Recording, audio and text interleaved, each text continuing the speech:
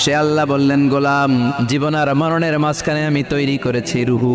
পৃথিবীর বিজ্ঞানীরা সব বানাতে পারে, কম্পিউটার বানাতে পারে, প্লেন বানাতে পারে, হেলিকপ্টার বানাতে পারে, রকেট বানাতে পারে, কিন্তু গোটা বিশ্বের সব বিজ্ঞানীরা মিলে কি রুহু বানাতে পারে নাকি? কথা বলেন। গত বছর সোফিয়া নামে একটা রোবট আসছিল না? কথা কন। ওটা মাথা উঁচু করে নিচু করে কথা বলতে চায়, মানুষের মতো হতে চায়। আসলে কি মানুষ? ওটার মধ্যে কি রুহু আছে? রুহু বানাইতে পারবে কেউ? এই রুহু নিয়ে যে কত গবেষণা, মুমূর্ষ রোগীদের উপর গবেষণা চালিয়েছে অনেক।